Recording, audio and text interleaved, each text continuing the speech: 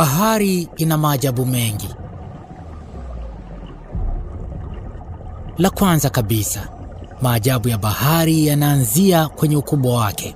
Tafiti zinaonyesha 75% ya uso wa dunia imefunikwa na bahari.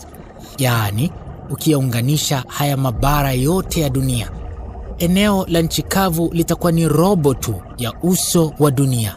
Robo tatu nyingine yote iliyobaki ni bahari. Na bahari inakadiriwa kuwa na kina kipatacho futi 12,100 kwenda chini.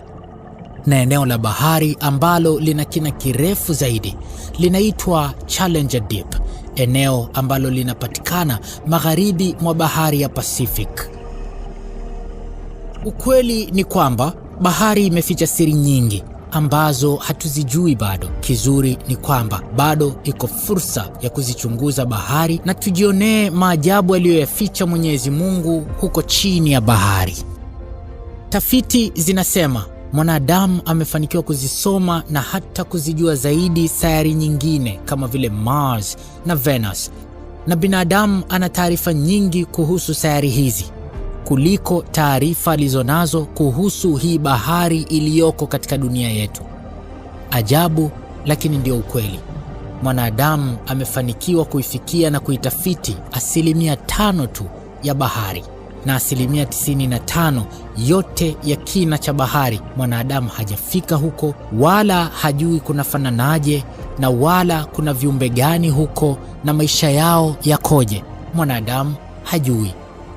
Na swali moja la muhimu linaloulizwa ni kwamba kama hali ndiyo hiyo, sasa mbona wanasayansi wanaweka nguvu kubwa sana kuchunguza anga la ulimwengu na sayari zingine kuliko kuichunguza bahari ambayo ndio tunayo hapa duniani? Huenda tukijua vema bahari tukapata manufaa zaidi kuliko hizo tafiti za sayari nyingine. Wanasayansi wanakwepa au wanaogopa nini kuzama huko chini ya bahari ambako hawajawahi kwenda? Kwa nini hawataki kufanya tafiti zao huko? Labda ni uoga, kwa maana hata wanasayansi wanapoingia kwenda chini ya bahari, mara nyingi wamekuwa wakiripoti kusikia milio ya ajabu ya kushangaza na ya kuogopesha, milio ambayo hawaijui inatokana na nini au ni milio ya viumbe gani huko chini ya bahari.